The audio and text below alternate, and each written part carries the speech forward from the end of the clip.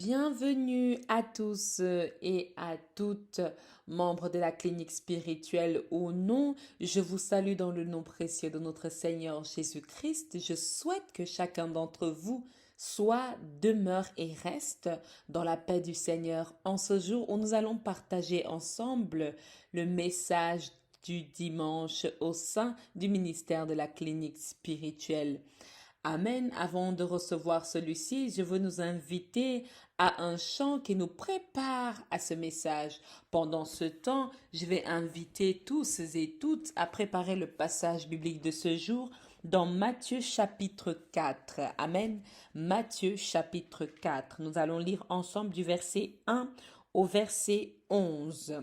Pendant que vous cherchez et vous préparez, nous célébrons le Seigneur. Betanem tingayo ava zambedumade voye boyo bete abiasi vanenye akeva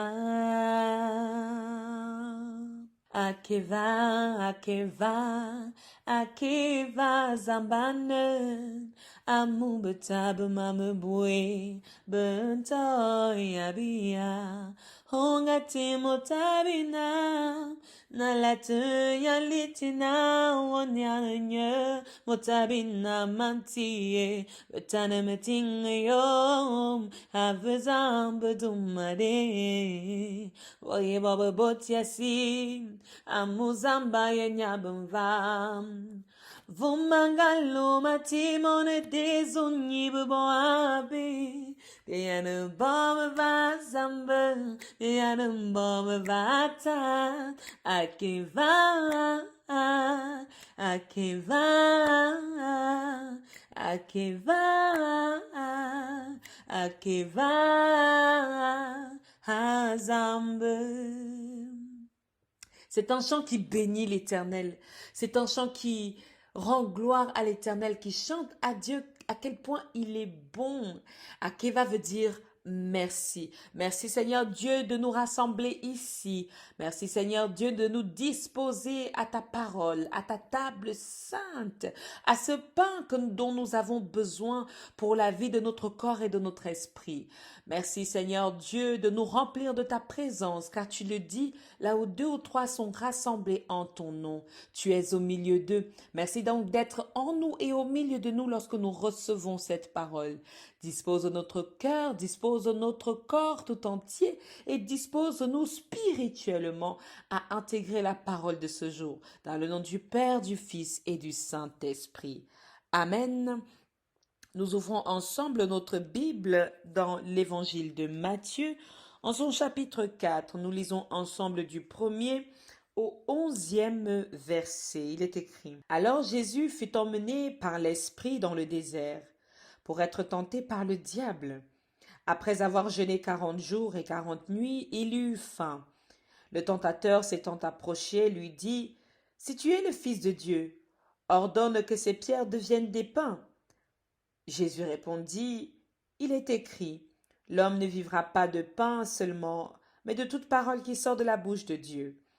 Le diable le transporta dans la ville sainte, le plaça sur le haut du temple et lui dit: Si tu es fils de Dieu, jette-toi en bas, car il est écrit, il donnera des ordres à ses anges à ton sujet.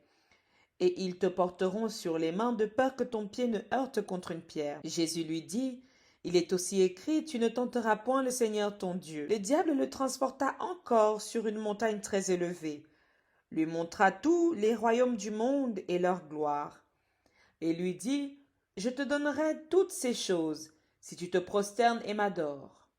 Jésus lui dit: Retire-toi, Satan, car il est écrit, tu adoreras le Seigneur ton Dieu, et tu le serviras lui seul. Alors le diable le laissa, et voici des anges vinrent auprès de Jésus et le servaient. Amen, amen, amen. La parole que nous allons partager aujourd'hui a pour thème les différentes tentations. Amen. Les différentes tentation. Dans la vie d'un homme ou d'une femme de foi, nous pouvons être tentés de différentes manières. Et nous ne sommes pas les premiers. Plusieurs avant nous ont été tentés. Plusieurs avant nous ont été amenés dans des périodes très difficiles. Nous nous rappelons de la demande de Dieu à son serviteur Abraham lorsque l'Éternel l'a mis à l'épreuve, n'est-ce pas? Nous rappelons aussi de l'histoire de Job lorsque l'Éternel l'a éprouvé. Il y a différentes manières d'éprouver les serviteurs de Dieu. En l'occurrence, celle-ci que le Christ a vécue est celle de la tentation menée par le diable envers notre Seigneur Jésus-Christ. Alors la Bible dit qu'il est écrit que Jésus a été emmené par l'Esprit. Sous l'inspiration de l'Esprit qui habite Jésus, Jésus est emmené dans le désert. Amen. Et lorsqu'il est emmené dans le désert, la Bible dit, il est tenté par le diable. L'Esprit qui l'habite l'emmène dans le désert, et dans ce désert, il est tenté par le diable.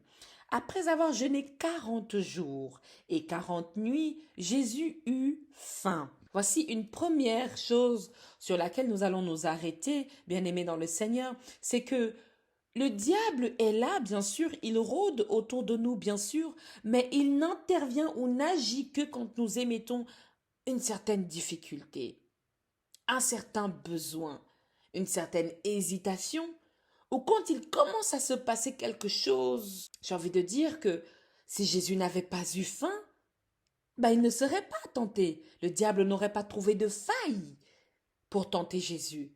Mais il vient lorsque Jésus commence à avoir faim. Il commence à se poser des questions.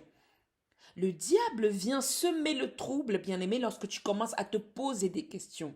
Lorsque tu commences à manifester une certaine famine. Lorsque tu commences à manifester le doute.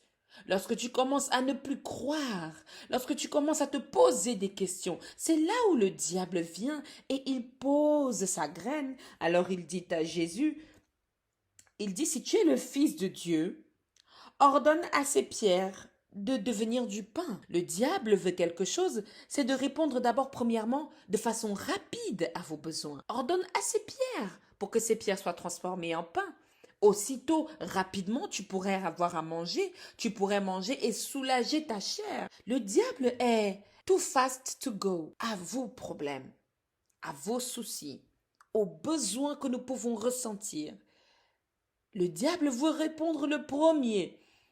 Il veut se précipiter, s'agiter pour dire oui, je peux le faire. Bien-aimés dans le Seigneur, c'est pourquoi lorsque nous recevons la parole de Dieu et nous l'intégrons, vous verrez certains hommes de Dieu et certaines servantes de Dieu deviennent de plus en plus calmes, ne répondent pas tout de suite, mais prennent le temps. Pourquoi? Parce que l'esprit de l'agitation, c'est l'esprit du diable. Amen. Le diable vient répondre d'abord aux besoins du moment. Nous verrons ensemble qu'il y a différents besoins auxquels le diable veut chercher à amener Jésus. Le besoin du moment, tu as faim. Tu peux manger. Je suis sûre que plein de fois, lorsque tu jeûnes, le diable t'a déjà demandé, mais il t'a déjà dit, mais Dieu t'a déjà exaucé, tu peux casser ton jeûne. Bien-aimé, c'est pour te limiter, pour t'amener dans l'échec, pour te faire échouer le sacrifice, l'offrande ou l'action de grâce que tu es en train de donner à ton Dieu. Le diable veut briser la puissance des 40 jours de Jésus. Il dit, mais tu es le Fils de Dieu. Le diable va d'abord te remettre dans ton statut. Parce que le diable va reconnaître ton statut. Tu es une femme puissante, tu es une femme de prière, tu es quelqu'un de sage, tu as quand même été consacré, tu as quand même eu telle chose, tu as quand même fait telle chose. Il va le reconnaître et dire, mais parce que tu es une femme, parce que tu es une femme digne, parce que tu es une servante, parce que tu es si, normalement, tu dois pouvoir faire ça. Normalement, tu as l'autorité suffisante pour demander à ces pierres d'être transformées en pain pour que tu puisses manger. Amen. Normalement, tu es une femme puissante. Tu peux demander à cette personne ou à cette chose de bouger de ton chemin pour que tu puisses faire ce que tu as à faire. Mais j'aime le Seigneur Jésus lui dit, l'homme ne vivra pas de pain seulement, mais de toute parole qui sort de la bouche de Dieu. Amen. Les réponses de Jésus sont des réponses qui donnent la paix, même à l'ennemi. Jésus n'avait pas encore crié sur lui.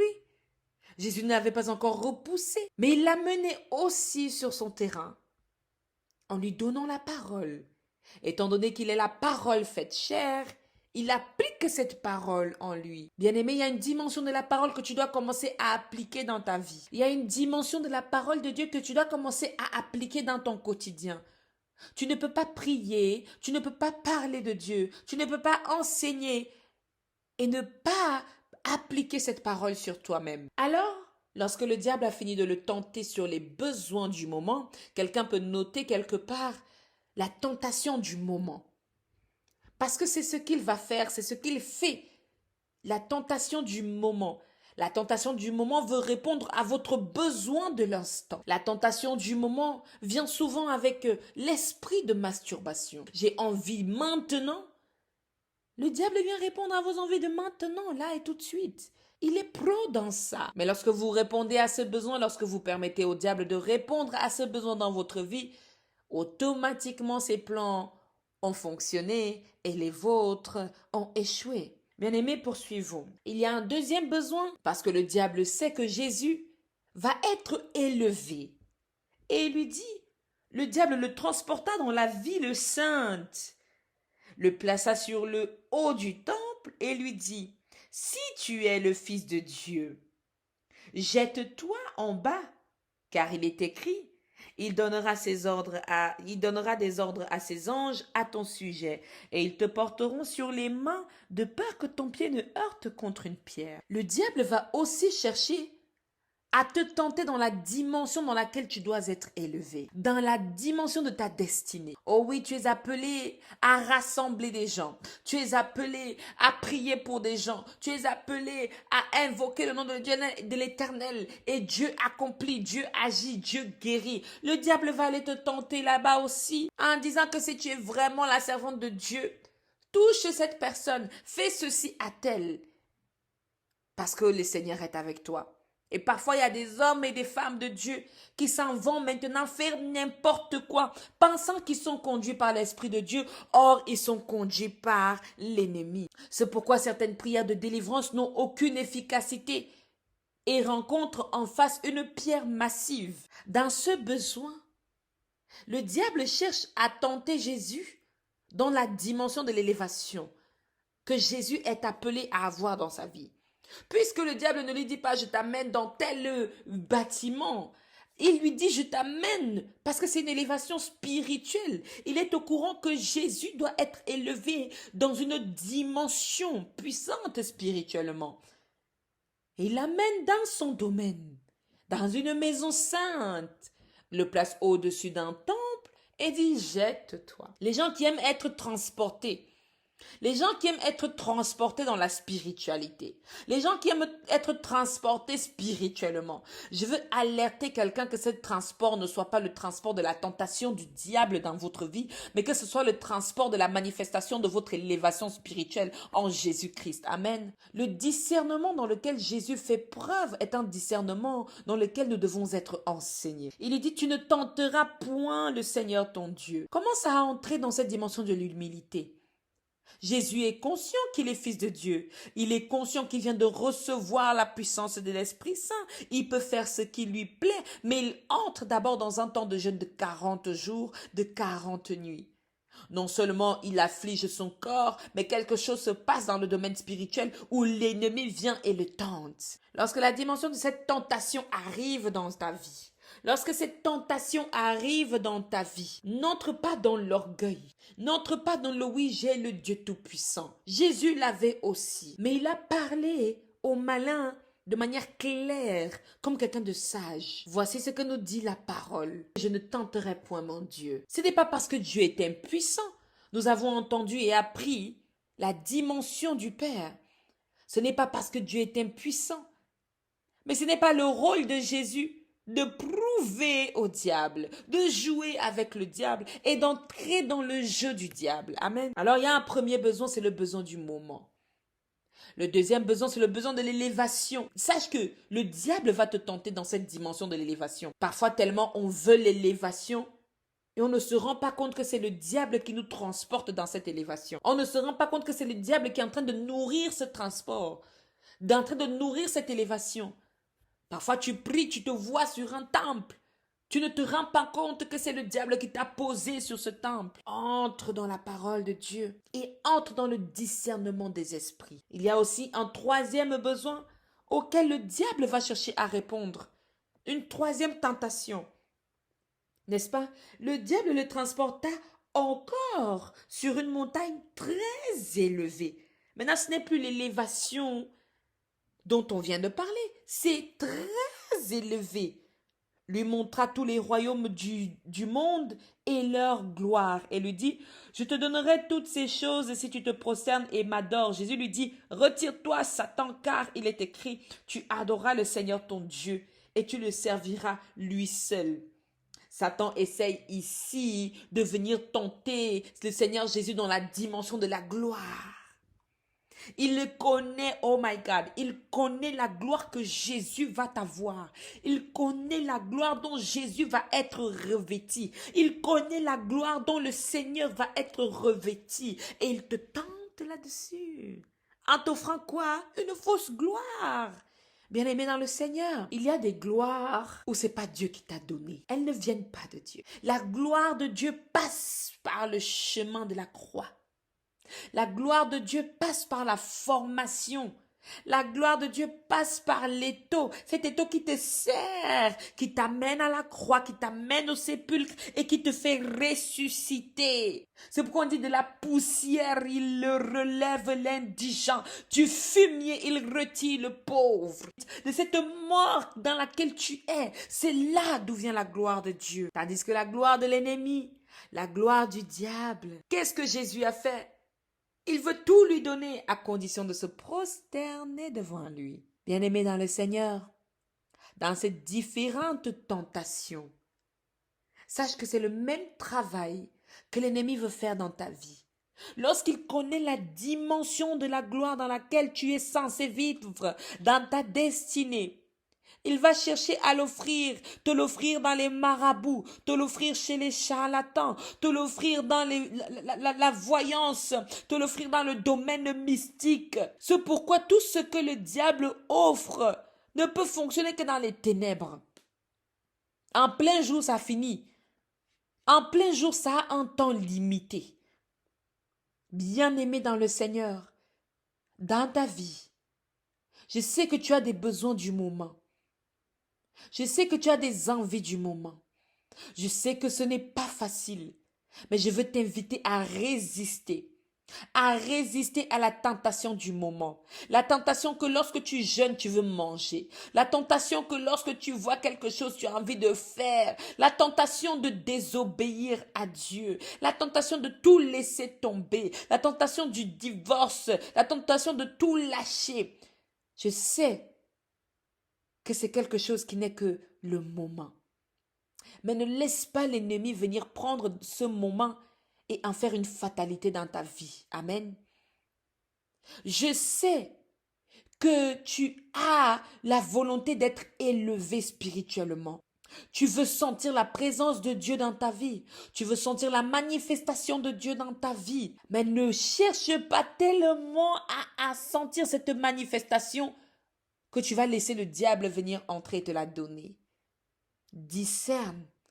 Et lorsqu'une chose te paraît étrange, invoque l'Esprit de l'Éternel dans le discernement des esprits. Bien-aimé, il va te tenter dans cette dimension de la gloire à laquelle tu as droit pour te détourner de la véritable gloire que le Seigneur a prévue pour toi. Tout ceci pour te détourner de la véritable élévation que le Seigneur a prévue pour toi. Prends garde, bien-aimé. Et commence maintenant à répondre tel que Jésus l'a dit. Il est écrit. Commence à parler tel que Jésus a parlé. Il est écrit. Rejette, repousse, chasse l'influence de l'ennemi dans ta vie. Lorsqu'il te tente une fois, Lorsqu'il te tente 2 fois, la troisième fois chasse. Car Jésus a chassé. Il lui a dit, retire-toi, Satan. Retire-toi, Satan. Tu peux le dire lorsque les pensées deviennent bizarres. Tu peux le dire lorsque les envies deviennent étranges. Retire-toi, Satan. Amen. Amen.